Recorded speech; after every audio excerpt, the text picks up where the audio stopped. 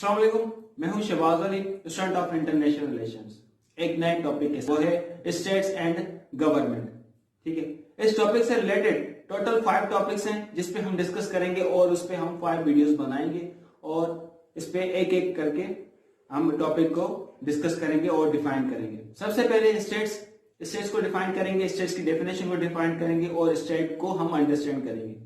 ठीक है, फिर उसके बाद है स्टेट्स एंड नेशन। ठीक है, इसको कंपेयर करेंगे, स्टेट्स और नेशन में क्या फर्क है, उनका डिफरेंस देखेंगे। ठीक है, और इसको हम डिफाइन करेंगे और उन दोनों को हम अंडरस्टैंड करेंगे कि स्टेट्स और नेशन क्या होता है। ठीक है, फिर थर्ड इवोल्यूशन ऑफ स्टेट्स, हम स्टेट्स की इवोल्यूशन को डिफाइन करेंगे, अंडरस्टैंड करेंगे, उस पर बात करेंगे, उसको डिस्कस करेंगे। ठीक है, एंड फोर्थ हमारे पास है गवर्नमेंट को डिफाइन करेंगे, गवर्नमेंट को डिस्कस करेंगे और गवर्नमेंट के बारे में हम बात करेंगे। ठीक है, और फिर जो हमारा टॉपिक होगा, लास्ट टॉपिक होगा, वो है challenges of the states, challenges to the states. States को कौन से चैलेंज दरपेश होते हैं, कौन से चैलेंजेस को फेस करना पड़ता है। ठीक है, तो इस 5 हमारे पास ये 5 टॉपिक्स हैं और मेन जो हमारा टॉपिक है वो है स्टेट्स एंड गवर्नमेंट। तो आज की इस वीडियो में हम जो है स्टेट्स को डिफाइन करेंगे, स्टेट्स को अंडरस्टैंड करेंगे कि स्टेट क्या होती है। तो कभी आपने इंटरनेशनली ट्रेवल किया होगा, ठीक है, तो आपके पास जो है आपको हर स्टेप पे आपको अपनी कंट्री की, आपको अपनी स्टेट की, रियासत की याद रह जाएगी। ठीक है, आपके पास पासपोर्ट होता है उस कंट्री का, जिस कंट्री से आप बिलोंग करते हैं, जिस कंट्री के आप सिटीजन है, उस कंट्री का आपके पास पासपोर्ट होगा और वो पासपोर्ट आप जब जाएंगे दूसरी कंट्री में ट्रेवल करने के लिए, तो आपको यहां से जाते वक्त भी आपको पोर्ट पे वो पासपोर्ट शो कराना होगा, दिखाना होगा। ठीक है, फिर जब आप उस कंट्री से वापस अपने कंट्री वापस आएंगे तो आपको वहां पर भी अपना पासपोर्ट शो कराना होगा, दिखाना होगा। ठीक है, तो कभी कभी आपको जो है जाने से पहले, ट्रेवल करने से पहले, बिफोर ट्रेवलिंग आपको अपना वीजा भी बनवाना होता है। ठीक है, और जब आप जाते हैं किसी कंट्री, अपनी कंट्री से दूसरी कंट्री ट्रेवल करना चाहते हैं, तो आपको पोर्ट पे रोका जाएगा, आपकी चेकिंग करेंगे और आपको जिस कंट्री में आप जाना चाहते हैं उस कंट्री की गवर्नमेंट आपको क्लियर करेगी। ठीक है, जब तक वो कंट्री आपको क्लियर नहीं करती आप वहां पर ट्रेवल नहीं कर सकते, मतलब उस कंट्री में नहीं जा सकते। ठीक है, फिर लिमिट होती है, आप कितने दिन स्टे करेंगे, कितने दिन के लिए जा रहे हैं, कितने दिन आप वो उस कंट्री में स्टे करेंगे। ठीक है, आपको कस्टम कंट्रोल, इमिग्रेशन कंट्रोल, उनकी ऑफिसेस से उनके थ्रू जाना होता है। फिर उसके बाद जिस कंट्री में आप जा रहे हैं उस कंट्री की गवर्नमेंट आपको क्लियर करेगी। ठीक है, क्लियर करने के बाद आप एलिजिबल होंगे उस कंट्री में जाने के लिए। ठीक है, फिर आप इजीली ट्रेवल कर सकते हैं, नहीं तो आप नहीं करेंगे जब तक आपको वो कंट्री, जिस कंट्री में आप जा रहे हैं उस कंट्री की गवर्नमेंट आपको अप्रूव, आपको क्लियर नहीं करती। ये सब कुछ होता है, क्यों होता है? क्योंकि हम जिस दुनिया में रह रहे हैं वो दुनिया एक मतलब छोटे छोटे स्टेट्स में डिवाइडेड है। ठीक है, और हम जो है वो हम पार्ट है उस स्टेट्स के, हम स्टेट का हिस्सा हैं और हमें ये सब कुछ करना पड़ता है एक स्टेट से दूसरी स्टेट के जाने के लिए। ये सारा प्रोसेस हमें अप्लाई करना होता है। ठीक है, हाँ, अगर आप यूरोपियन यूनियन के मेंबर हैं, ठीक है, आपकी कंट्री जो है यूरोपियन यूनियन की मेंबर है, तो आप यूरोपियन यूनियन की अंडर जितनी भी कंट्रीज आ रही हैं उन कंट्रीज में आप फ्रीली विदाउट वीजा ट्रेवल कर सकते हैं, कोई इशू नहीं है। उनके पास अथॉरिटी होती है दुनिया की टेरिटरी पे, दुनिया की स्टेट्स पे उनके पास टेरिटरी होती है और उस स्टेट में, उस टेरिटरी में जो लोग रहते हैं उनके बाशिंदे, जो रेजिडेंट्स हैं, उनके ऊपर भी उनकी अथॉरिटी होती है और वो मिलके डिसीजंस लेते हैं, बहुत सारे डिसीजन लेते हैं जो कि ग्लोबल सिस्टम को डिफाइन करते हैं, ग्लोबल सिस्टम के नेचर को डिफाइन करते हैं और ग्लोबल सिस्टम की शेप को डिफाइन करते हैं। इस ग्लोबल सिस्टम के लिए भी बहुत सारे डिसीजंस लिए जाते हैं और वो डिसीजंस, ग्लोबल सिस्टम के डिसीजंस कौन लेते हैं? और वो इंडिविजुअल्स होते हैं, कॉर्पोरेशंस होती हैं, इंटरेस्ट ग्रुप होते हैं और वो जगह जहां पे तकरीबन 200 इंडिपेंडेंट स्टेट्स की जो है ग्लोबल सिस्टम में चेंजिंग होती रहती है। ठीक है, और इनके लिए, ग्लोबल सिस्टम के लिए ये जो है डिसीजंस लेती हैं और उनको डिफाइन करती हैं कि ग्लोबल सिस्टम है क्या। ठीक है, तो स्टेट्स क्या है, क्या स्टेट्स क्या होती हैं, वो कैसे काम करती हैं और वो कैसे इंटरेक्ट करती हैं आपस में। ठीक है, तो ग्लोबल सिस्टम को समझने के लिए हमें ये चीजें समझना जरूरी है कि स्टेट्स क्या है, वो कैसे काम करती हैं और वो कैसे आपस में इंटरेक्ट करती हैं। तो इस चीजों को, ग्लोबल सिस्टम को समझने के लिए हमें जो है इन चीजों को समझना होगा, हमें स्टेट्स को समझना होगा और हमें इनको डिफाइन करना होगा। देखिए, स्टेट को हम सिंपली डिफाइन करते हैं कि स्टेट होती क्या है। तो जब दो या दो से ज्यादा विलेजेस मिलते हैं तो एक तहसील बनती है। ठीक है, फिर इसी तरह जब दो या दो से ज्यादा तहसीलें मिलती हैं तो एक डिस्ट्रिक्ट बनता है। डिस्ट्रिक्ट बन गया, फिर उसके बाद जब दो से ज्यादा डिस्ट्रिक्ट्स बनते हैं तो एक प्रोविंस बनता है। फिर इसी तरह जब दो या दो से ज्यादा प्रोविंस मिलते हैं तो एक स्टेट बनती है। ठीक है, तो पाकिस्तान की 4 प्रोविंसेस हैं, उन चारों प्रोविंसेस को मिला के एक स्टेट बनाई गई थी, जिसको हम पाकिस्तान, जिसको हम रियासत कहते हैं, जिसको हम स्टेट कहते हैं। ठीक है, तो पाकिस्तान के 4 प्रोविंसेस। स्टेट की डेफिनेशन देख लेते हैं कि स्टेट की डेफिनेशन क्या है। स्टेट एक टेरिटरी विद पॉपुलेशन और जिसकी एग्जिस्टेंस, ठीक है, उसकी एग्जिस्टेंस, उसकी इंडिपेंडेंस रिकॉग्नाइज की जाती है किसके तहत? इंटरनेशनल लॉ के तहत। ठीक है, तो स्टेट क्या है? स्टेट एक टेरिटरी है, उसमें परमानेंट पॉपुलेशन होगी, ठीक है, और उसकी गवर्नमेंट होगी, सही है, और उसकी जो एग्जिस्टेंस है, उसकी मौजूदगी, वो स्टेट है या नहीं है, और उसकी वो आजाद स्टेट है या नहीं है, वो अपने रूल्स, वो अपने लॉज, अपनी वो जो भी गवर्नमेंट है वो आप खुद कर सकती है या नहीं कर सकती, वो आजाद है या नहीं है, या किसी के अंडर में है, या दूसरी कंट्री या दूसरे लोग उसको चलाते हैं। ठीक है, तो वो भी जो रिकॉग्नाइजेशन है वो भी इंटरनेशनल लॉ के तहत स्टेट के लिए की जाती है। ठीक है, तो इंटरनेशनल लॉ यूनाइटेड नेशंस में दूसरी स्टेट्स उसको रिकॉग्नाइज करती है और उसको ये अथॉरिटी भी देती है कि भाई ये स्टेट जो है ये आजाद स्टेट है, ये अपने फैसले खुद कर सकती है, इसका अपना जो फैसला है वो उसकी गवर्नमेंट कर सकती है स्टेट के लिए, और स्टेट का जो वजीर आजम होता है या प्रेसिडेंट होता है वो उसके फैसले खुद कर सकता है, वो किसी के मातहत नहीं होगा। ठीक है, तो स्टेट ये होता है। तो स्टेट्स मतलब हमें स्टेट्स के लिए क्या चीजें जो जरूरी होती है स्टेट्स के पास होना चाहिए। तो सबसे पहले टेरिटरी। स्टेट्स के पास एक टेरिटरी होती है जो कि उसमें कुछ लोग रहते हैं, पॉपुलेशन। ठीक है, स्टेट की परमानेंट पॉपुलेशन होनी चाहिए जो वहां पे एग्जिस्ट करते हैं। ठीक है, फिर उसके बाद अथॉरिटी, उनके पास अथॉरिटी होनी चाहिए रूल करने के लिए, उसके पास लेजिटिमेसी होनी चाहिए, स्टेट के पास लेजिटिमेसी होनी चाहिए, स्टेट के पास गवर्नमेंट होनी चाहिए जो पूरी स्टेट को रूल करे और दूसरे प्रोविंसेस को भी चलाए, स्टेट को भी चलाए, तो वो स्टेट को रूल करते हैं। तो स्टेट के लिए पॉपुलेशन जरूरी है, टेरिटरी जरूरी है, उनके पास अथॉरिटी होती है, अथॉरिटी जरूरी है, और उसकी रिकॉग्नाइजेशन भी जरूरी है यूनाइटेड नेशन में। ठीक है, कि ये स्टेट, हम इसे स्टेट कह सकते हैं या नहीं कह सकते, वो भी यूनाइटेड नेशन उसको रिकॉग्नाइज करती है, और दूसरे कंट्रीज उसको, उस स्टेट को रिकॉग्नाइज करते हैं कि ये स्टेट है कि नहीं है। ठीक है, तो अभी भी दुनिया में बहुत सी ऐसी स्टेट्स हैं जिसको अभी तक रिकॉग्नाइज नहीं किया गया। बहुत सी कंट्री ने उन्होंने जो है रिकॉग्नाइज नहीं किया कि ये एक स्टेट है या नहीं है। ठीक है, तो स्टेट के लिए रिकॉग्नाइजेशन भी जरूरी होती है, स्टेट के लिए अथॉरिटी होती है, स्टेट के पास अथॉरिटी होती है, उसके पास गवर्नमेंट होती है, लेजिटिमेसी होती है, और उसके पास पॉपुलेशन होती है और टेरिटरी होती है। ये स्टेट की बुनियादी ये जरूरियात होती है और उनकी ये चीजें होती है स्टेट की। तो अब हम समझते हैं कि हाउ स्टेट्स वर्क, स्टेट्स कैसे काम करती हैं। तो इस क्वेश्चन को समझने के लिए, इस सवाल को समझने के लिए, इसका आंसर देने के लिए हमें 4 कॉन्सेप्ट को समझना होगा। कौन कौन से कॉन्सेप्ट हैं जिसके समझने से हमें यह समझ आएगा कि स्टेट्स कैसे काम करती हैं। सबसे पहले authority, legitimacy, sovereignty and government. In 4 concept को हम समझेंगे, फिर उसके बाद हमें यह समझ आएगा कि स्टेट्स कैसे काम करती हैं।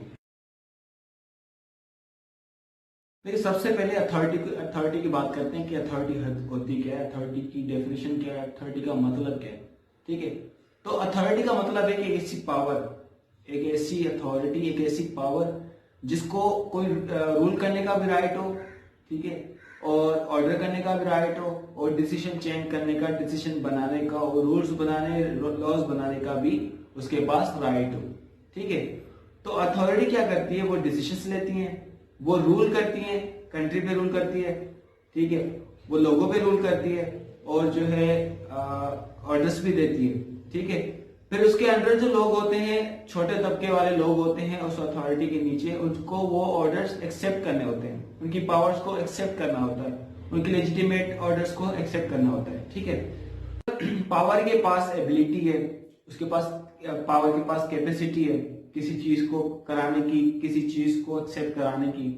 ठीक है, तो फिर अथॉरिटी के पास भी वो एबिलिटी होती है कि पावर को कंट्रोल करे।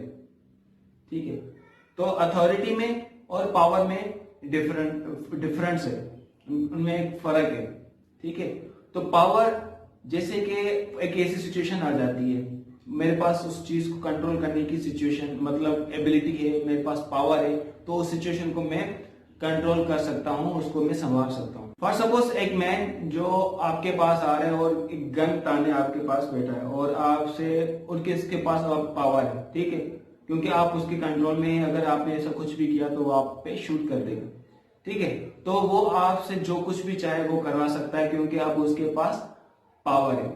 लेकिन उसके पास अथॉरिटी नहीं है वो गन यूज करने की। वो गन तब यूज कर सकता है जब वो पुलिस में होगा या किसी मिलिट्री में होगा। ठीक है, तो गन यूज करना और जो है ना यूज करना, वो अथॉरिटी दी जाती है। ठीक है, कि तुम गन यूज कर सकते हो कि नहीं कर सकते। अगर वो शख्स ना पुलिस में ना आर्मी में है, उसके पास कोई अथॉरिटी नहीं है, वो आप पे शूट करे या वो गन यूज कर सकता है। ठीक है, तो जब वो पुलिस में होगा या मिलिट्री में होगा तो वो गन यूज कर सकता है, उसके पास अथॉरिटी होती है। लेकिन वो भी तब यूज करेगी पुलिस वाले भी, अगर आपने कोई ऐसा इलीगल काम किया है तो वो तभी आप पे शूट कर सकते हैं, वरना वो भी नहीं कर सकते, क्योंकि उनके पास ये अथॉरिटी होती है कि आप यूज कर सकते हैं, लेकिन अपनी ड्यूटी के वक्त, जब आप अपनी कोई ड्यूटी देंगे, आप अपना कानूनी काम सर अंजाम देंगे, तब आप जो है वो गन यूज इस्तेमाल कर सकते हैं, वरना आप नहीं कर सकते। अब हम जब स्टेट को हम अथॉरिटी को समझ रहे हैं, समझ गए हैं कि अथॉरिटी है क्या, तो अथॉरिटी एक स्टेट है। ठीक है, और हमें उसको ऑबे भी करना है, और उसके पास वो राइट है कि वो डिसीजंस ले सकता है, ले सकती है। ठीक है, तो हमें उसको ऑबे करना है। तो स्टेट अथॉरिटी क्या है, एक पावर है। ठीक है, जिसके पास वो राइट होता है, वो एक लेजिटिमेट ऑर्डर्स देती है, एक्ट करता है, रूल करती है कंट्री पे। ठीक है, उसके पास वो राइट होता है, वो जो एक्ट चाहे वो कर सकता है। ठीक है, तो ये अथॉरिटी होती है। अब आते हैं लेजिटिमेसी में। लेजिटिमेसी की बात करते हैं कि लेजिटिमेसी क्या होती है, सेकंड है हमारा। आते हैं थोड़ा लेजिटिमेसी को समझते हैं कि ये क्या होता है। ये है पाकिस्तान का, आप मैप देख सकते हैं। ठीक है, तो आप यहाँ पे ये देख सकते हैं, ये है पाकिस्तान के बॉर्डर्स। ठीक है, अफगानिस्तान से बॉर्डर मिलता है, ईरान से बॉर्डर मिलता है, इंडिया से बॉर्डर मिलता है, चाइना से बॉर्डर मिलता है। ठीक है, और यहाँ पे ये मतलब आप ये पाकिस्तान का पूरा, ये जो लाइट ग्रीन में है, ये पूरा पाकिस्तान का मैप है, और ये इनके बॉर्डर्स यहाँ से मिलते हैं। ठीक है, तो पाकिस्तान के पास जो अथॉरिटी है, पाकिस्तान की जो पावर है, जो अथॉरिटी है, वो सिर्फ पाकिस्तान में चलेगी। ठीक है, फॉर सपोज पाकिस्तान का अभी जो प्राइम मिनिस्टर है वो है इमरान खान। ठीक है, तो उसकी अथॉरिटी है पूरी कंट्री में, वो जो चाहे फैसला करे, वो जो चाहे कर सकते हैं इस कंट्री में, और कोई भी फैसला अगर लें तो वो सबको एक्सेप्ट करना होता है। ठीक है, तो उसका जो फैसला होगा, उसका जो डिसीजन होगा, वो सिर्फ पाकिस्तान में फॉलो होगा। ठीक है, पाकिस्तान से बाहर वो ना इंडिया में फॉलो हो सकता है, ना अफगानिस्तान में फॉलो हो सकता है, ना ईरान में हो सकता है, ना चाइना में उसका वो ऑर्डर फॉलो किया जा सकता है। ठीक है, उसका ऑर्डर सिर्फ और सिर्फ पाकिस्तान में फॉलो किया जाएगा, और पाकिस्तान वाले लोग जो हैं वो सिर्फ और सिर्फ इसको, प्राइम मिनिस्टर के डिसीजन को, प्राइम मिनिस्टर के रूल्स को, रेगुलेशंस को फॉलो करेंगे, और दूसरा कोई भी कंट्री जो है उसकी जो ऑर्डर्स और लॉज उसको फॉलो नहीं करेंगे। ठीक है, और पाकिस्तान की जो रिकॉग्नाइजेशन है, उसकी एग्जिस्टेंस है, वो भी रिकॉग्नाइज की जाती है किसकी तरफ से, लोगों की तरफ से। अब प्राइम मिनिस्टर इमरान खान को कौन लाया, लोग लाए। ठीक है, इलेक्ट होके पाकिस्तान का वजीर आज़म बना है, और उसको कौन लेके आए, वो उसको लोग लेके आए और पाकिस्तान की गवर्नमेंट उसको रिकॉग्नाइज करती है और वो उसको राइट देती है कि भाई अब तुम जो हो वो अब प्राइम मिनिस्टर बन चुके हो और तुम जो हो पाकिस्तान का फैसला अब तुम कर सकते हो, पाकिस्तान के फ्यूचर का तुम फैसला कर सकते हो, जो तुम चाहे करना करो, तुम कर सकते हो, तुम्हें कोई रोकने वाला नहीं। ठीक है, तो पाकिस्तान की अथॉरिटी सिर्फ पाकिस्तान में चलेगी, पाकिस्तान के बाहर नहीं चल सकती। ठीक है, मतलब प्राइम मिनिस्टर इमरान खान की जो अथॉरिटी है वो जो रूल्स फॉलो करवाएंगे वो सिर्फ पाकिस्तान में होगा, पाकिस्तान के बाहर नहीं हो सकता। ठीक है, तो लेजिटिमेसी का मतलब ये होता है कोई एक्ट, कोई रूल या कोई लॉ, ठीक है, वो बनाते हैं और फॉलो करवाते हैं लोगों से, और उसको रिकग्नाइज किसने किया, उसको रिकग्नाइज भी लोगों ने किया है और पाकिस्तान की यहाँ स्टेट की गवर्नमेंट ने उनको रिकग्नाइज किया है। ठीक है, तो लेजिटिमेसी आपको समझ आ गया होगा लेजिटिमेसी क्या होता है। ठीक है, तो डेफिनेशन उसकी क्या है कि recognition that a state right to build authority within its border, कि उसके पास वो राइट है कि वो अपनी जो अथॉरिटी है वो अपने बॉर्डर्स में ही, उसकी विद इन अपने बॉर्डर्स मतलब लिमिट में, बॉर्डर के बाहर जो है अपनी अथॉरिटी यूज नहीं कर सकता। वो अपनी ही कंट्री में, अपने ही स्टेट में अपने जो है ऑर्डर्स और डिसीजंस ले सकता है, डिसीजंस फॉलो करवा सकता है। ठीक है, तो लेजिटिमेसी का मतलब ये होता है कि विद इन द बॉर्डर्स आप अपने रूल्स फॉलो करवा सकते हैं, rules follow, laws, decisions follow करवा सकते हैं। ठीक है, तो ये है लेजिटिमेसी। फिर उसके बाद हम जो डिस्कस करेंगे वो है सोवेरेनिटी के सोवेरेनिटी क्या होता है। तो सोवेरेनिटी क्या होती है? सोवेरेनिटी का मतलब होता है कि स्टेट्स जो है वो मतलब वो पाबंद नहीं होती किसी भी हायर पॉलिटिकल को जवाब देने के लिए या किसी भी लीगल अथॉरिटी को जवाब देने के लिए। ठीक है, तो क्योंकि वो अपने फैसले खुद करती है, अपने डिसीजंस, अपने लॉज खुद बनाती है, तो वो किसी स्टेट्स को या किसी लीगल अथॉरिटी को जवाब दे नहीं होती। वो जो चाहे अपनी कंट्री में अपने हुदूद में कर सकती है, वो किसी के लिए जवाब दे नहीं होती, क्योंकि वो अपने डिसीजंस खुद बनाती है और उसको प्रैक्टिस भी खुद करती है। ठीक है, तो स्टेट्स जो है, एक स्टेट दूसरी स्टेट से बहुत तरीकों से इंटरकनेक्टेड होती है। ठीक है, ट्रेड के तरीके से, ठीक है, तो वो रिलेशंस के तरीके से, कोई रिलेशन सोशली भी हो सकता है, इकोनॉमिकली भी हो सकता है, उनका जो ट्रेड का रिलेशन हो सकता है, वो आपस में ट्रेड करते हैं। ठीक है, कुछ भी बहुत तरीकों से स्टेट्स जो है आपस में इंटरकनेक्टेड होती हैं। ठीक है, तो बाज़ औक़ात कुछ स्टेट्स ऐसी होती हैं जिसके फैसले स्टेट में मौजूद लोग, गवर्नमेंट वो खुद फैसले नहीं कर सकती, वो पाबंद होती हैं, दूसरी स्टेट्स के तहत होती हैं, मातहत होती हैं। ठीक है, फॉर सपोज हम एग्जांपल ले लें पाकिस्तान की गवर्नमेंट का। ठीक है, पाकिस्तान की स्टेट्स का एग्जांपल ले लेते हैं कि पाकिस्तान को जब IMF कर्ज देता है तो वो IMF उनके लिए कुछ शर्तें रखता है कि कुछ फैसले हम करेंगे, कुछ फैसले तुम करोगे। तो पाकिस्तान जो है फुली या फुल जो है सॉवरेन कंट्री नहीं है, आप कह सकते हैं, अगर पाकिस्तान ने अभी भी IMF से कर्ज लिया है तो। ठीक है, तो पाकिस्तान के कुछ ऐसे फैसले IMF करती है, कुछ फैसले पाकिस्तान की अपनी गवर्नमेंट करती है। ठीक है, तो पाकिस्तान फुल जो है सॉवरेन स्टेट नहीं है, तो आप ऐसा कह सकते हैं, क्योंकि उसके फैसले कुछ यूनाइटेड नेशंस करती है और यूनाइटेड नेशन में मौजूद कुछ कंट्रीज करती हैं, या IMF उसके फैसले करती है। तो सॉवरेनिटी का मतलब क्या हुआ कि आप आजाद हैं, आप इंडिपेंडेंट्स हैं, आप अपने फैसले खुद कर सकते हैं, आप जो चाहें अपनी कंट्री में कर सकते हैं, आपको कोई रोकने वाला नहीं होगा। ना आपको यूनाइटेड नेशन रोक सकती है, ना आपको IMF रोक सकता है, ना यूनाइटेड नेशन में मौजूद जो कंट्री रिकग्नाइज्ड कंट्रीज हैं वो आपको रोक सकती है, ना आपको अपनी नेबर कंट्री रोक सकती है, ना आपके जिससे बॉर्डर्स मिलते हैं आपको वो रोक सकते हैं, अगर आप सॉवरेन कंट्रीज हैं, आप अगर सॉवरेन, आपकी स्टेट सॉवरेन स्टेट है। ठीक है, तो ये है सॉवरेनिटी। फिर आप अभी हम बात करते हैं कि गवर्नमेंट पे, कि गवर्नमेंट क्या होती है।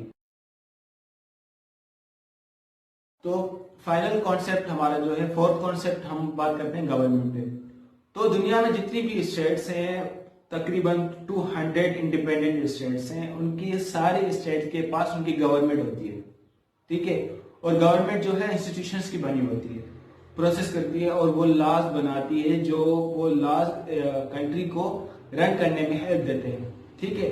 उस लॉज के थ्रू जो है वो कंट्रीज रन कर सकती है, रन करती है, ठीक है।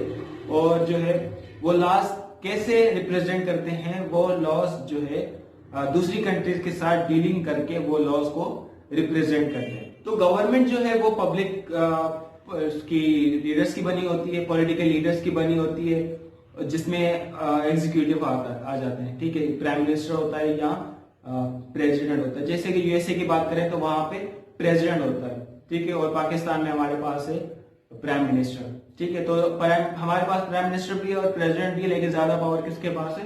प्राइम मिनिस्टर के पास होती है, ठीक है। और उसके साथ साथ जो है लेजिस्लेचर्स के मेंबर्स होते हैं गवर्नमेंट में, और जो है हमारे पास कोर्ट्स में जजेस होते हैं, वकील होते हैं, ठीक है। और इनके साथ साथ ब्यूरोक्रेट्स होते हैं जो कि लॉज को इम्प्लीमेंट कराते हैं और पब्लिक पॉलिसी को इम्प्लीमेंट कराते हैं, ठीक है।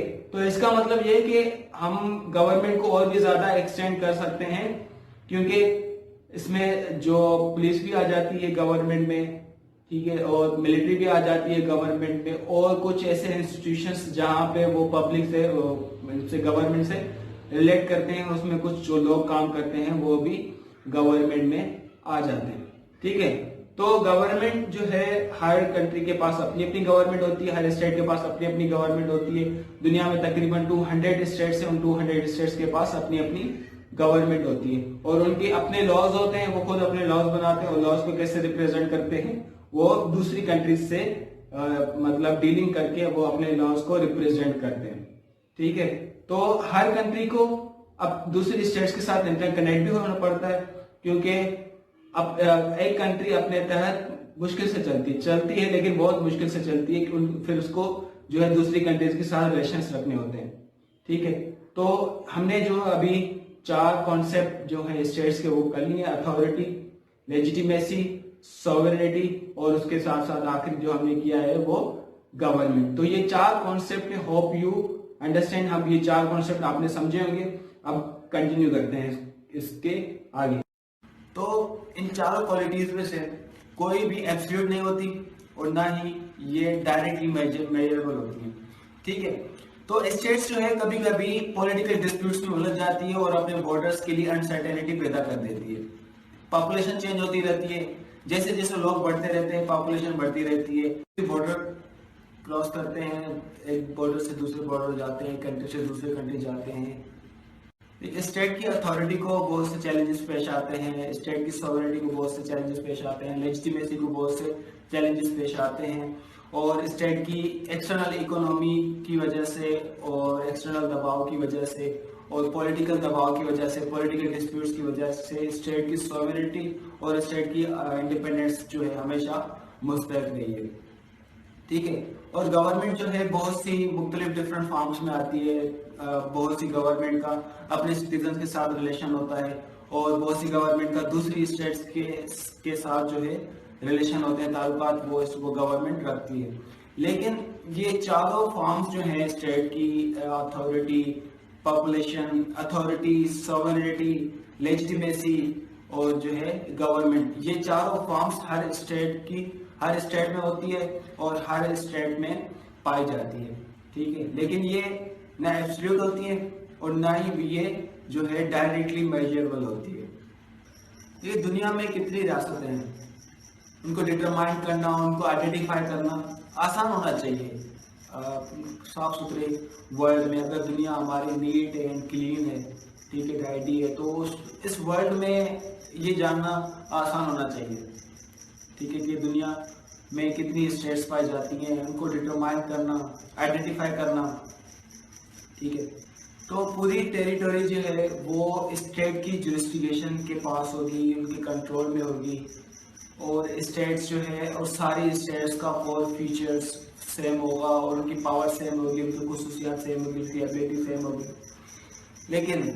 लेकिन ये वर्ल्ड ना टाइडी है, ना क्लीन है, ना साफ सुथरा है, ठीक है। तो इस वर्ल्ड में ये ये मासूम सा सवाल जो पूछा जा रहा है कि how many states are there, कितनी स्टेट्स हैं, इस मासूम से सवाल का जवाब बहुत मुश्किल है, इसको आंसर करना बहुत मुश्किल है, क्योंकि ये वर्ल्ड इतना बड़ा है कि पता नहीं चलता कि इसमें कितनी स्टेट्स हैं। ठीक है, अभी मौजूदा वक्त में अब बात करें तो यूनाइटेड नेशन में 193 रिकग्नाइज्ड स्टेट्स हैं। ठीक है, एक कंप्लीट लिस्ट है 193 स्टेट्स की, लेकिन इस कंप्लीट लिस्ट के साथ भी एक बड़ा सा प्रॉब्लम है। यूनाइटेड नेशन की ये मेंबरशिप रोस्टर लिस्ट बनी हुई है और अभी 193 स्टेट्स एग्जिस्ट करती हैं उस लिस्ट के मुताबिक। यूनाइटेड नेशंस के 4 मेंबर्स, यूरोप में यूनाइटेड नेशन के 4 मेंबर हैं, एंडोरा, लिechtenstein, मोनाको एंड सैन मेरिनो। ये माइक्रो स्टेट्स के सिवा कुछ भी नहीं है, लेकिन इसके जो बराबर में, इनके जो साइड में, इनके जो सराउंड में जो बड़ी बड़ी स्टेट्स हैं उनके साथ ये इंटीग्रेटेड हैं, इनके साथ ये कंबाइन है, इनके साथ वो लिंक्ड हैं। ठीक है, तो दुनिया में बहुत सी ऐसी स्टेट्स हैं जिनको बहुत सी ऐसी प्लेसेस हैं जिनको स्टेट्स नहीं माना जाता, जिनको उस 193 स्टेट्स में से उनकी लिस्ट में नहीं इंक्लूड किया गया, क्योंकि वो रिकग्नाइज्ड स्टेट्स नहीं है, उनको रिकग्नाइज नहीं किया गया यूनाइटेड नेशन में, और वो उस 193 स्टेट्स में इंक्लूड नहीं है। ताइवान की बात करें तो ताइवान 1971 से यूनाइटेड नेशंस का मेंबर हुआ करता था। ठीक है, लेकिन जब उन्होंने यूनाइटेड नेशंस ने चाइना को रिकग्नाइज किया, चाइना को एडमिट किया, तो उन्होंने ताइवान को एक्सपेल कर दिया। ठीक है, वो अभी भी मौजूद है, उसके पास टेरिटरी है, उसके पास पॉपुलेशन है, उसके पास सॉवरेनिटी है, उसके पास गवर्नमेंट है, लेकिन उसके पास लेजिटिमेसी नहीं है। तो इसलिए यूनाइटेड नेशंस ने उनको एज ए स्टेट कंसिडर नहीं किया, एज ए स्टेट रिकग्नाइज नहीं किया। स्विट्जरलैंड की बात करें तो स्विट्जरलैंड दुनिया की सबसे ओल्डेस्ट स्टेट है, लेकिन वो यूनाइटेड नेशंस का मेंबर नहीं रहा 2002 तक। 2002 में स्विट्जरलैंड को एज ए स्टेट कंसिडर किया गया और उसको रिकग्नाइज किया। बहुत सी कंट्रीज में सेपरेटिस्ट मूवमेंट्स होती हैं जो कि स्टेट्स को रीरैंक करती है, उसकी बाउंड्रीज को रीरैंक करती है, और एक स्टेट्स दो स्टेट्स में डिवाइड हो जाती है। जैसे कि कोरिया की बात करें, ठीक है, तो वो डिवाइड हुआ नॉर्थ कोरिया में, साउथ कोरिया में। ठीक है, भारत डिवाइड हुआ पाकिस्तान में, इंडिया में और बांग्लादेश में। पाकिस्तान डिवाइड हुआ बांग्लादेश में और पाकिस्तान में। ठीक है, ऐसे ही 1919 में एक वाकया हुआ था, जो है सूडान आजाद हुआ था, साउथ सूडान आजाद हुआ था सूडान से। और ऐसे ही बहुत सी यूरोपियन कंट्रीज जैसे कि ब्रिटेन है, स्पेन है, और वो भी आजाद हुई थी। यूगोस्लाविया की बात करें 1990s में यूगोस्लाविया आजाद हुआ था 7 डिफरेंट स्टेट्स में जो है यूगोस्लाविया अब डिवाइड हुआ। पहले यूगोस्लाविया हुआ करता था, अब ये 7 स्टेट्स में डिवाइडेड है। देखिए, बहुत सी स्टेट्स हैं जिनका अपनी उनके लोगों पे ऊपर भी कंट्रोल होता है, टेरिटरी के ऊपर कंट्रोल होता है, उनकी गवर्नमेंट होती है, उनके पास अच्छी सी पॉपुलेशन होती है, उनका यूनाइटेड नेशन में वो रिकग्नाइज भी होती है, इंटरनेशनल कम्युनिटी ने उनको रिकग्नाइज भी किया होता है। लेकिन बहुत सी ऐसी स्टेट्स हैं जिसके पास टेरिटरी भी है, जिसके पास गवर्नमेंट भी है, जिसके पास लैंड भी है, गवर्नमेंट भी है, सॉवरेनिटी भी है, लेकिन वो स्टेट्स नहीं है, उसको रिकग्नाइज नहीं किया गया। ठीक है, तो जैसे कि हम ईरान की बात कर रहे हैं, सोमालिया की बात करते हैं, तो सोमालिया और ईरान ये जो है क्वासी स्टेट्स हैं। क्वासी स्टेट्स का मतलब है कि इनका जो है अपनी बहुत सी टेरिटरी पे कंट्रोल नहीं है। ठीक है, और कुछ ऐसी स्टेट्स होती हैं जिनका अपनी टेरिटरी पे कंट्रोल भी है, वो गवर्नेंस भी प्रोवाइड करते हैं। ठीक है, लेकिन वो रिकग्नाइज्ड स्टेट्स नहीं है, उनको जो है यूनाइटेड नेशन ने, इंटरनेशनल कम्युनिटी ने उनको रिकग्नाइज नहीं किया, वो यूनाइटेड नेशंस के मेंबर नहीं है। जैसे कि नागोर्नो काराबाख की बात करते हैं, उस पर मैंने वीडियो भी बनाई है, तो वो भी इंटरनेशनल कम्युनिटी ने और यूनाइटेड नेशंस का मेंबर नहीं है।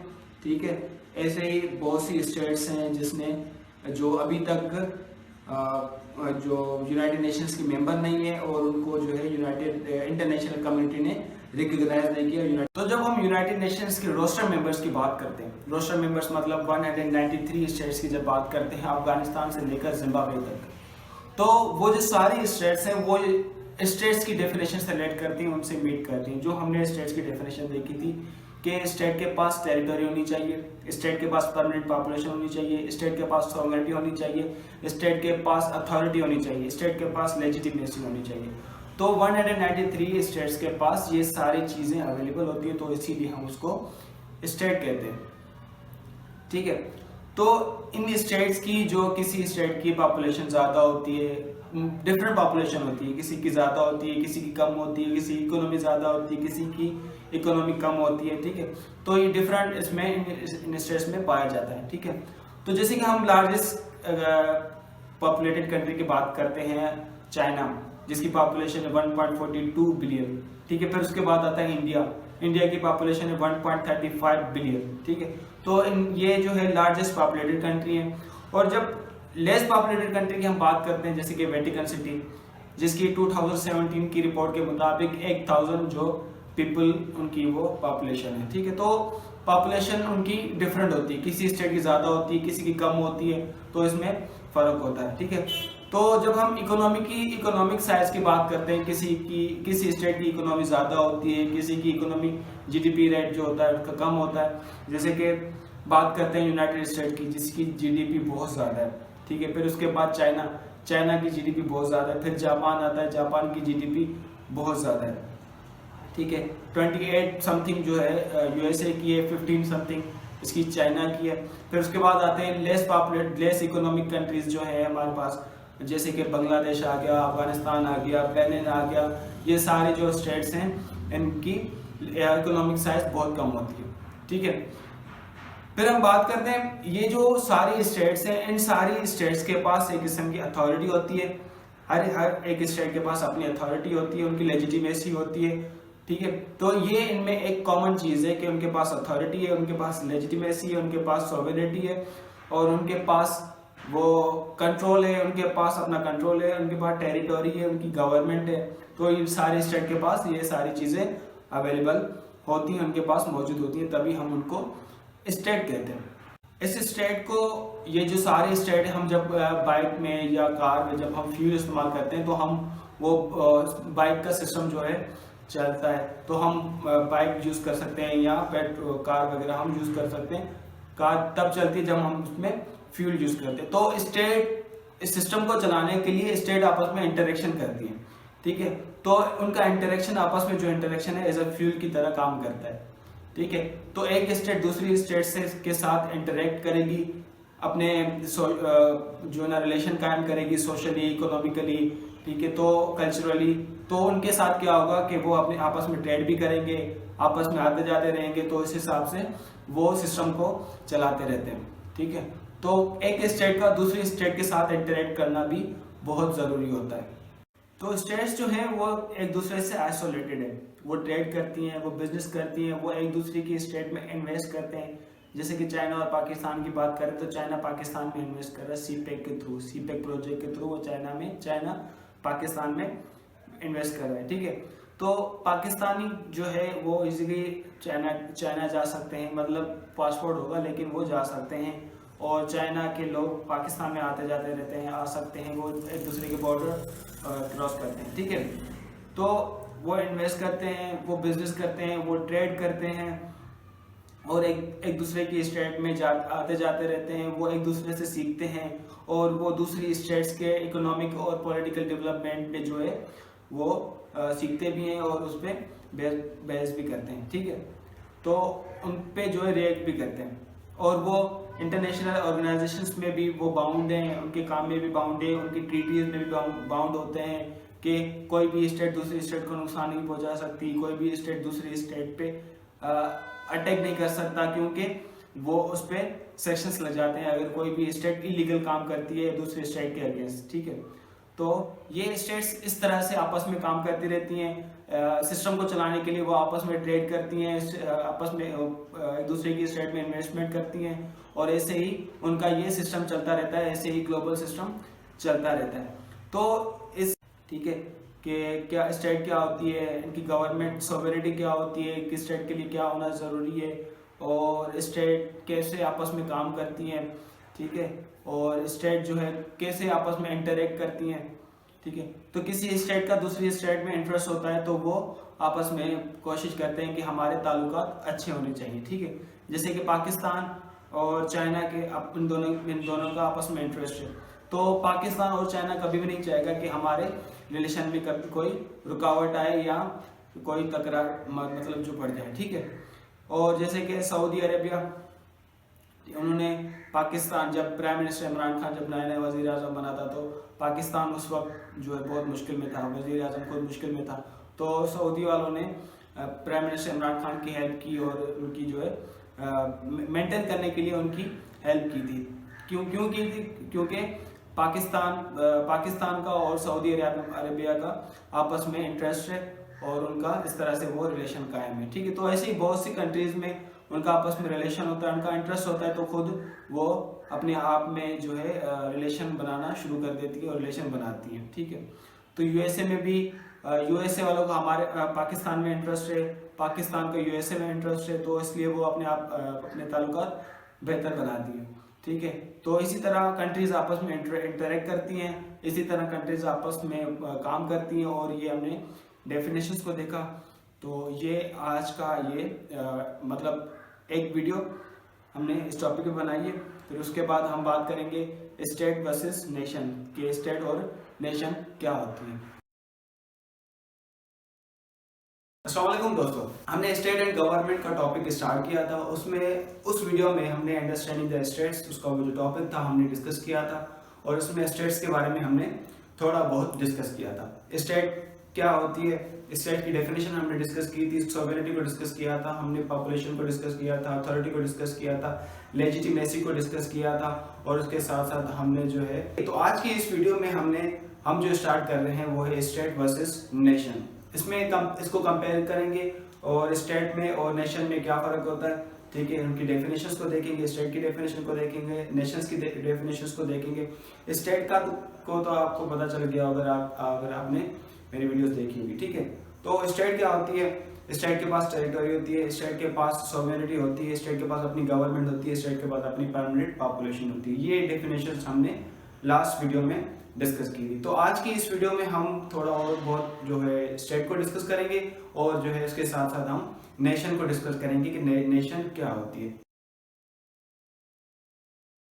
तो यूनाइटेड किंगडम की अगर हम बात करें, ठीक है, एग्जाम्पल तौर पे हम यूनाइटेड किंगडम को लेते हैं कि यूनाइटेड किंगडम की अगर बात करते हैं तो यूनाइटेड किंगडम जो है हमें देखने में आता है कि उसकी एक सिंगल पॉलिटिकल यूनिट है, सिंगल कल्चरल यूनिट है उसका, ठीक है। क्योंकि उसके अपने डिफाइंड बॉर्डर्स हैं, उनके अपनी लैंग्वेज है, और उनका जो है अपना नेशनल फ्लैग है, यूनाइटेड नेशंस में यूनाइटेड किंगडम की सीट्स हैं, और उसके साथ साथ वो सब चीज़ें, वो सब जो एलिजिबिलिटी हैं यूनाइटेड किंगडम के पास हैं, जो कि एक स्टेट के पास होनी चाहिए। हमने स्टेट की एलिजिबिलिटी को देखा था कि स्टेट के पास क्या क्या होनी चाहिए, तब हम उसको स्टेट कहते हैं, वरना हम उसको स्टेट नहीं कह सकते। वो क्या आते हैं, सॉवरेनिटी थी, पॉपुलेशन थी, परमानेंट पॉपुलेशन थी, टेरिटरी थी, गवर्नमेंट थी, और लेजिटिमेसी थी। अगर ये चीजें किसी स्टेट के पास हैं तो वो स्टेट होगी, वरना हम उसको स्टेट नहीं कह सकते। और उसका रिकग्नाइजेशन भी बहुत जरूरी है यूनाइटेड नेशन से। तो ये चीजें हमने इसमें डिस्कस की थी, और यही चीजें अगर ये चीजें यूनाइटेड किंगडम के पास भी मौजूद हैं तो वो एक स्टेट कहलाती है। लेकिन यूनाइटेड किंगडम को अगर हम थोड़ा क्लोजली देखें तो यूनाइटेड किंगडम जो है इंटरनली डिवाइडेड है। कैसे डिवाइडेड है यूनाइटेड किंगडम? यूनाइटेड किंगडम में दूसरी और 3 एंटिटीज, यूनाइटेड किंगडम के अलावा दूसरी 3 और भी एंटिटीज पाई जाती हैं। कौन कौन सी?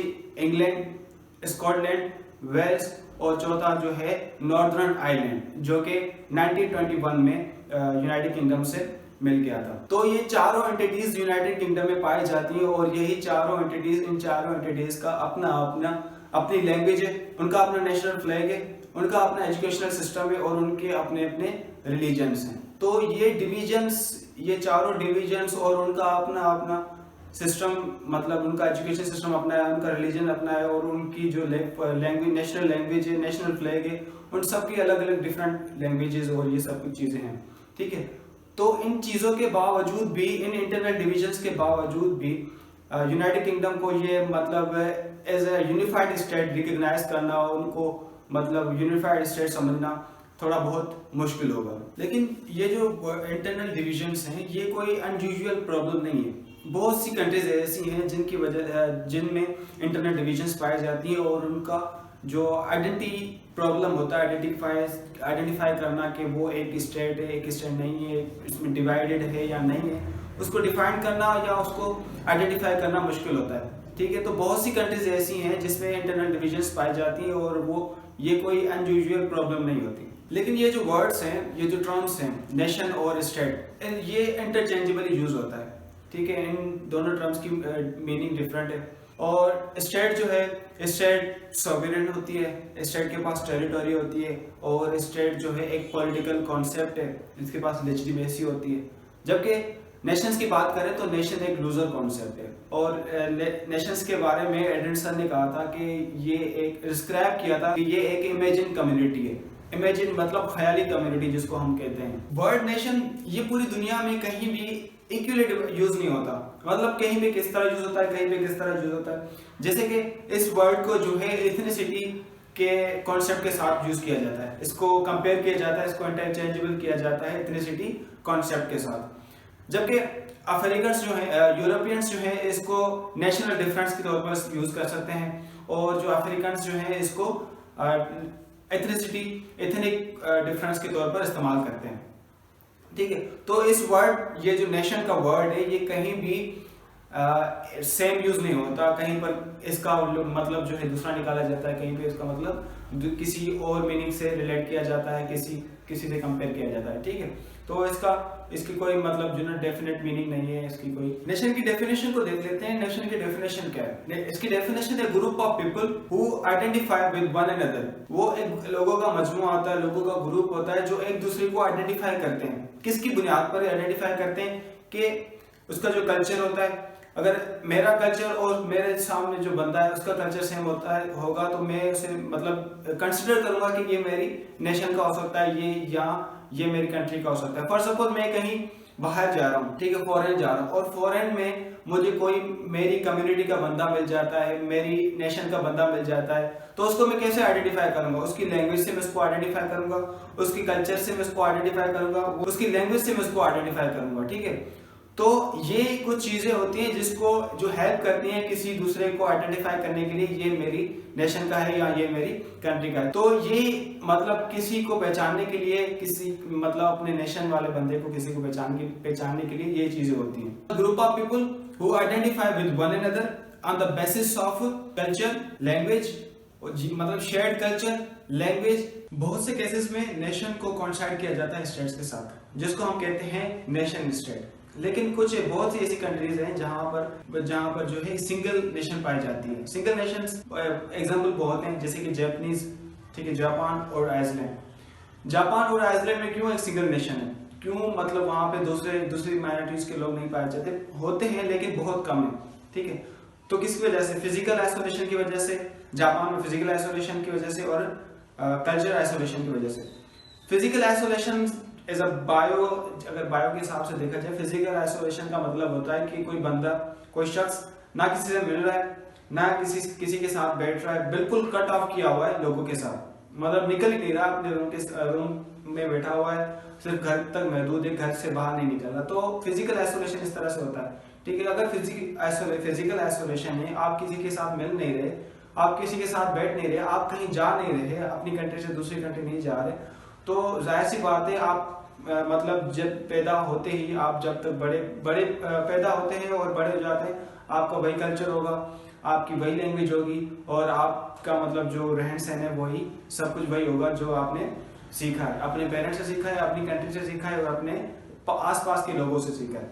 ठीक है, तो फिजिकल आइसोलेशन और कल्चर आइसोलेशन की वजह से जापान की जो पॉपुलेशन है वो 98.5% जो है वो जापानीज है, और कुछ जो है माइनॉरिटीज में रहते हैं, जैसे कि चाइनीज, कोरियन और फिलिपाइंस, ये माइनॉरिटीज में है। ठीक है, तो तकरीबन 1.5% लोग जो है वहां पे माइनॉरिटीज में पाए जाते हैं। आइसलैंड की बात करें तो आइसलैंड में भी फिजिकल आइसोलेशन बहुत है, और वहाँ पे भी जो है 3,30,000 लोग जो हैं वो वहाँ पे वो अपने कल्चर, वो अपने रहन सहन और अपनी लैंग्वेज वहाँ पे पाई जाती है, ठीक है। तो वहाँ पर भी फिजिकल आइसोलेशन है। नेशन स्टेट की डेफिनेशन देखें तो नेशन स्टेट का मतलब है नेशन स्टेट हुज सिटीजन, जिसके जो शहरी हैं वो कॉमन नेशनल आइडेंटिटी शेयर करते हैं, ठीक है। A nation state whose citizen shares a common national identity. तो ये है नेशन की डेफिनेशन, नेशन स्टेट की डेफिनेशन। और नेशन की डेफिनेशन हमने पहले बता दी है, और इसका ये है नेशन स्टेट की डेफिनेशन। तो इन दोनों डेफिनेशंस में थोड़ा डिफरेंस है, मतलब दोनों में फर्क है। देखिए दुनिया में बहुत सी मल्टीनेशनल स्टेट्स हैं, खास तौर पर यूरोप कॉन्टिनेंट और अफ्रीका कॉन्टिनेंट, क्योंकि ये इनका हिस्ट्री में बड़ा इंटरेक्शन रहा है आपस में, बहुत सालों तक ये आपस में साथ रहे। और उसके बाद इनके जो बॉर्डर्स बनाए गए वो 19th सेंचुरी में इनकी कॉलोनियल पावर्स ने इनके बॉर्डर्स बनाए थे, सेटअप बॉर्डर्स नहीं किए थे, ठीक है। मतलब जो कॉलोनियल, वहां पे कॉलोनियल पावर होती थी, फिर उसके बाद जब 19th सेंचुरी में पावर डीकोलोनाइजेशन स्टार्ट हुई तो जो है उनके बॉर्डर्स भी जो सेट किए गए कॉलोनियल पावर की तरफ से, ठीक है। जैसे कि हम बात करते हैं, एग्जांपल लेते हैं बेल्जियम और नाइजीरिया का। बेल्जियम की अगर बात करते हैं तो बेल्जियम में उस वक्त तकरीबन 11 मिलियन से ज्यादा पॉपुलेशन हुआ करती थी, और उसमें से उस 11 मिलियन पॉपुलेशन में कोई भी बेल्जियन लैंग्वेज नहीं पाई जाती थी। हाँ, उसका कल्चर था लेकिन लिमिटेड कल्चर था, मॉडेस्ट कल्चर था उनका, ठीक है। जो बेल्जियन कल्चर था लिमिटेड कल्चर था। तो उसमें उस कंट्री में तब उस टाइम 60% जो लोग थे वो फ्लेमिश कम्युनिटी से बिलोंग करते थे, फ्रेंच लैंग्वेज थे, ठीक है। और 30% जो लोग हैं वहाँ पे डच स्पीकर्स थे, ठीक है। वैल्यूज डच स्पीकर्स वहाँ पे पाए जाते थे। बाकी जो 10% है, 10% वहाँ थी माइनॉरिटीज पाई जाती थी बेल्जियम में, और उन माइनॉरिटीज में नेटिव जर्मन थे और कुछ थोड़ी बहुत जो है इटालियन कम्युनिटी वहाँ पे पाई जाती थी। नाइजीरिया की बात करें तो Nigeria dozens of different ethnic groups में डिवाइडेड था। कम से कम अगर बात करें तो 250 ग्रुप, अगर ज्यादा से ज्यादा बात करें तो 400 ग्रुप में वो डिवाइडेड था। और बस डिपेंड करता है कि हम उसको मतलब वो कैसे डिफाइन करते हैं, वो कैसे आपस में रहते थे और कैसे वो करते थे, क्योंकि वो कंट्री में कहीं ना कहीं जगह पे जो है ना अपने आप को शिफ्ट कर रहे थे, और खास तौर पर वहां पे जा रहे थे जहाँ पे वो सोचते थे कि इस सिटी में जो लोग रह रहे हैं वो हमारी कम्युनिटी के हैं, हमारी जैसे हम बोलते हैं, जैसे हम करते हैं वो हमारी कम्युनिटी के, तो वहां पे जाके रह जाते थे। लेकिन वो मतलब वो बस वैसा ही था, वो जो है ना ज्यादातर ग्रुप्स में डिवाइडेड थे। तो वो सोचते थे भाई ये जो बंदा है ये हमारे जैसा है, ये इसकी लैंग्वेज, इसका रहना सहना हमारे जैसा है, तो हम इसके साथ ही मिल जाते हैं, ठीक है। तो ऐसे करके हर बंदा हर ग्रुप जो है किसी न किसी के साथ मिल जाता था। तो नाइजीरिया ऐसे ही डिवाइडेड था। मल्टीनेशनल स्टेट की अगर डेफिनेशंस की हम बात करें, डेफिनेशन अगर उसकी हम देखें तो उसकी डेफिनेशन है state consist of different multiple national groups, ठीक है। एक स्टेट है जिसमें ज्यादा मल्टी नेशनल के जो लोग रह रहे हैं, दूसरी कंट्रीज के, दूसरे मुल्क के लोग आपस में लोग आ रहे हैं, उस कंट्री में आके रह रहे हैं, और वो उस पर रूल भी एक ही गवर्नमेंट कर रही है, क्योंकि एक स्टेट है तो एक स्टेट में जाहिर सी बात है एक ही गवर्नमेंट होगी। तो state consist of different multiple national groups, ठीक है, living under a single government. तो ये है इसकी मल्टीनेशनल स्टेट की डेफिनेशन।